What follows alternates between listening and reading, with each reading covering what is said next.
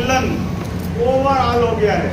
पहले क्या था, जब हम अंक पत्र देते थे तो एक छोटी सी टिप्पणी बच्चे के लिए कर देते थे और वो एक पक्षीय थी, वन साइडेड थी।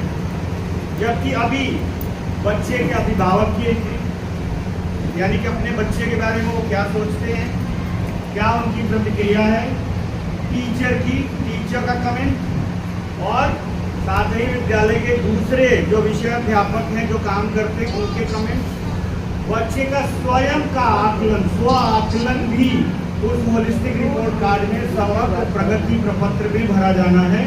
और तब बच्चे का हाफ ईयरली से लेकर के और उसकी जो फाइनल एग्जामिनेशन होती है और बीच बीच में जो सत्र परीक्षाएं दोनों होती हैं उनकी भी एंट्री होनी है।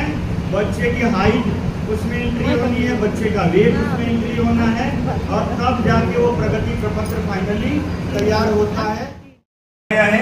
क्या कोई बच्चा शैक्षिक दृष्टिकोण से अच्छा हो सकता है लेकिन जीवन में सफल न हो? ये कितना शानदार प्रश्न है।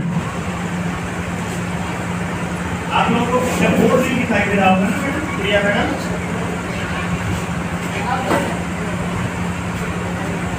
इसकी लालच में हम लोग क्योंकि जब शुरुआत से ही हम इन सभी पहलुओं पर कार्य करेंगे तभी बच्चे का समग्र विकास सुनिश्चित हो पाएगा।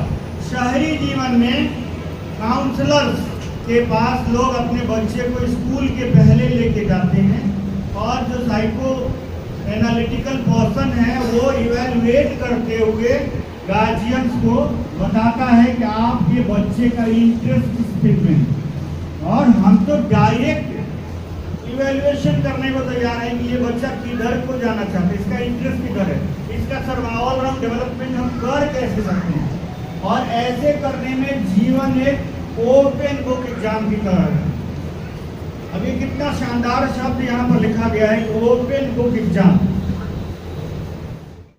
शैक्षिक दृष्टिकोण से अच्छा हो सकता है लेकिन जीवन में सफल न हो। ये तो हमारे आपके साथ भी होता है।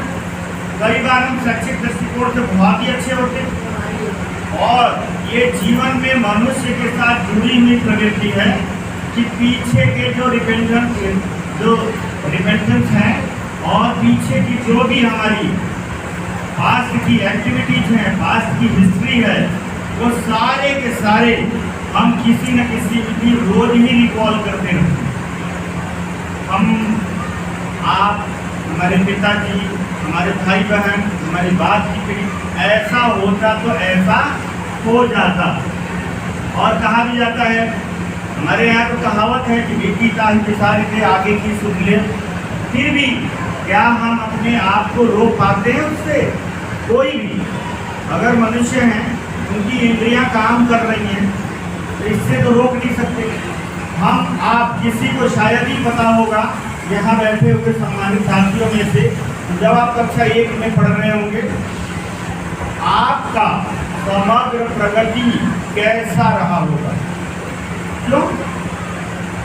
उसका एक ही कारण है और इंग्लिश में उसके लिए टर्म आता है इवैल्यूएशन और हिंदी में उसको कहते हैं आकलन।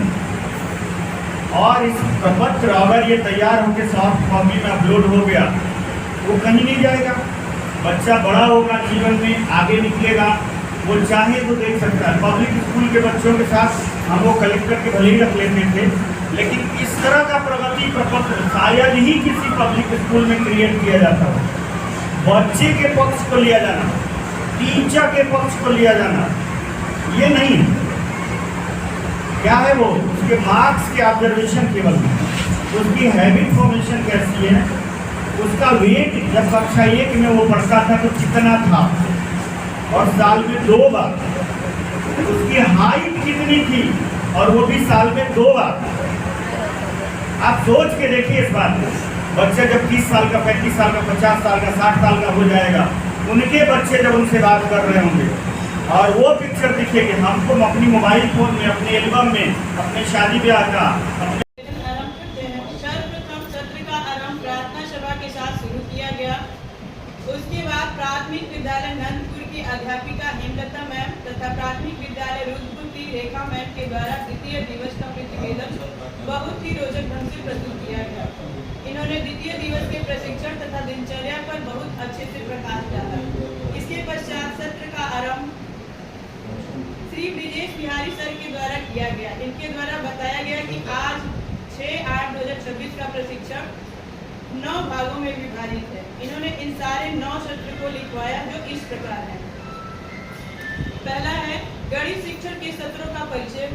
गणित शिक्षण संदर्शिका में नवीन परिवर्तन, नवीन प्रिंट समृद्ध सामग्री का प्रभावी प्रयोग, स्वतंत्र अभ्यास हेतु कार्य पुस्तिका का उपयोग, रिमीडियल शिक्षण, संख्या पहचान व स्थानीय मान की समझ, 2 अंकों की संख्या का पुनर्समूहन, जोड़, 2 अंकों का घटाव, वार्षिक शिक्षण की रूपरेखा। इसके बाद सर ने सत्र 1 का आरंभ करते हुए उसके उद्देश्यों एनसीईआरटी की पुस्तकों में क्षेत्रीयता के आधार पर बदलाव किया गया है, ऐसा सर द्वारा बताया गया। सर द्वारा ऑल अराउंड डेवलपमेंट समग्र विकास की भी बात बताई गई जो निम्नवत है। पहला शारीरिक शिक्षा, दूसरा कला शिक्षा, तीसरा पर्यावरण शिक्षा, चौथा गणित शिक्षा, पांचवा बुनियादी शिक्षा और छठवां सामाजिक शिक्षा।